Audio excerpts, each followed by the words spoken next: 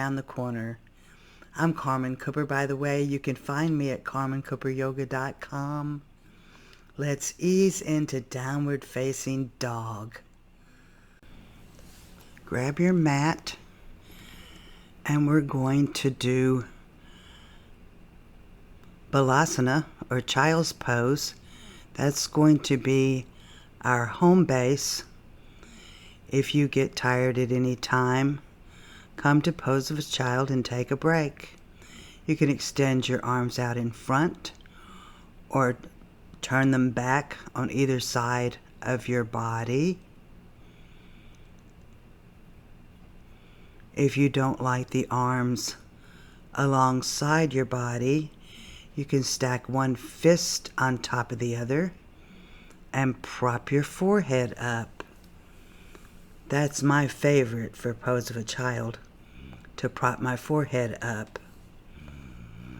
Again, feel free to come to this pose if you get tired or need a break anytime we're working on downward facing dog. You can use this anytime you're practicing yoga. If you get tired and need a break, assume your favorite version of child and stay there a short time or a long time. Let's come up onto our knees and our hands for table, hips over the knees, shoulders over the hands.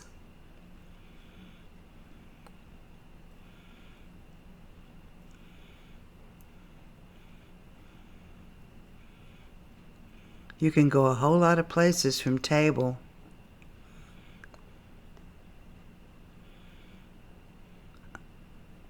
Wait for it. Cat attack. Yes, we all have distractions when we're practicing our yoga.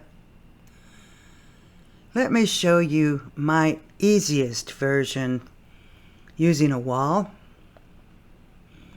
This one is the easiest for me. Just lean against the wall. Fall forward with your ears between your upper arms. You can keep your knees straight if that's comfortable for your hamstrings. If it's not, feel free to bend your knees. Or if you want to offer your hamstrings a gentle stretch, you can bend one knee while you straighten the other and alternate sides. If that's easy and not a challenge, feel free to walk your hands a little further down the wall. Again, your ears are between your upper arms. Your knees can be straight if that's comfortable for your hamstrings. If it's not, feel free to bend your knees. Or again, you can alternate sides, bending one knee and straightening the other,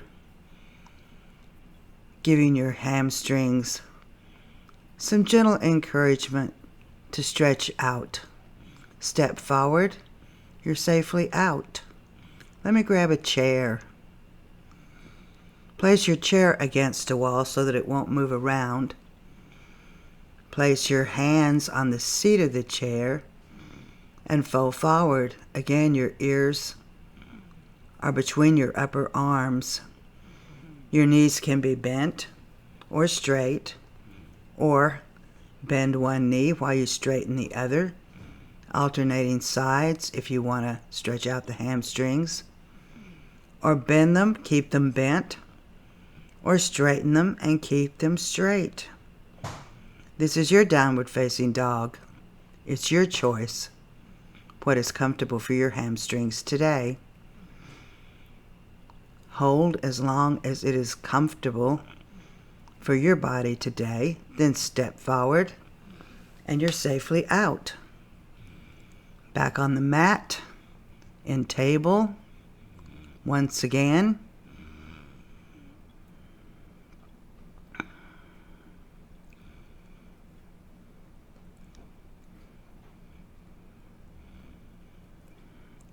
we're going to ease into down puppy. This is the easiest version of down dog that I know to do on the mat. Walk your hands out. Your hips are over your knees. Your forehead drops to the mat.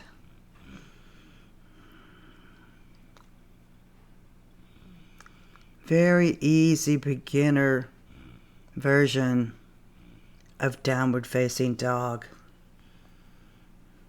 If you're ready to get on the mat, if the wall is not challenging enough for you, this is your first option when you get on the mat. If you prefer, you can prop your forehead up on your two stacked fists, if that is more comfortable for you.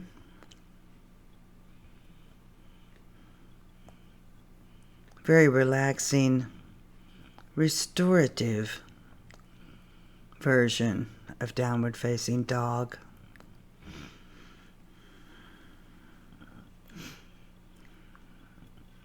If this is easy for you and not a challenge,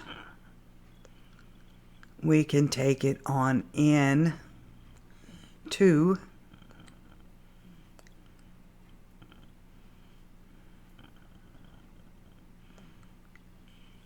dolphin, which is essentially a downward facing dog on your forearms. Interlace your fingers. Clasp your hands together, turn your toes under, and straighten your legs. My head is not touching the mat. My ears are between my upper arms, so it's hard to see that. But my head is up off the mat by an inch or two. That way your neck is not put at any risk whatsoever. If this is comfortable, stay for a while. If not, drop to your knees. You're back in pose of a child. Back up in table. Some people have issues with their wrists, and it's just too much. So you can put your weight on your fists instead of bending your wrists. You can bend your knees here in this version of down dog, or you can straighten them. But this takes a lot of pressure out of your wrist because your wrist is straight instead of bent. Drop to your knees at any time to safely come out.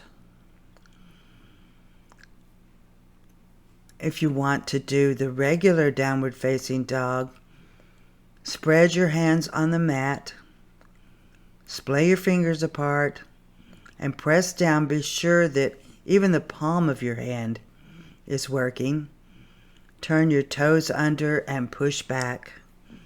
You can bend one knee while you straighten the other to stretch out those hamstrings, if that feels good. Or not.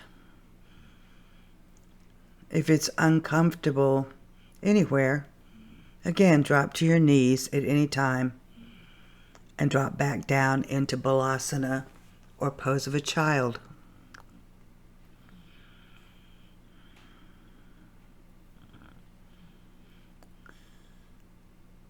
Only if you want to, while you're in downward facing dog, you can raise one leg in line with your torso and do a three-legged dog. I know people who are strong enough that they can do a push-up here. For me, that's an instant face plant. If you do it on one side, do it on the other so your two sides will match. Stay in it as long or as short as you feel like.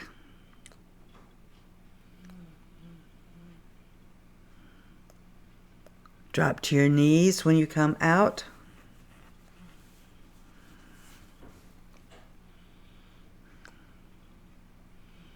back into pose of a child.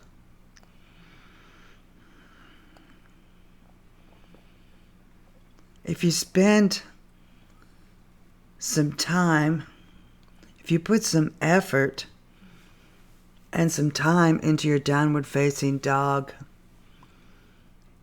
you'll know you've worked when you come out.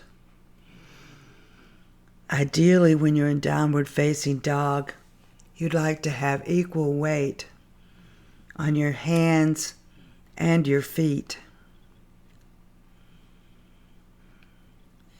It's weight-bearing yoga that builds bone and strengthens your muscles.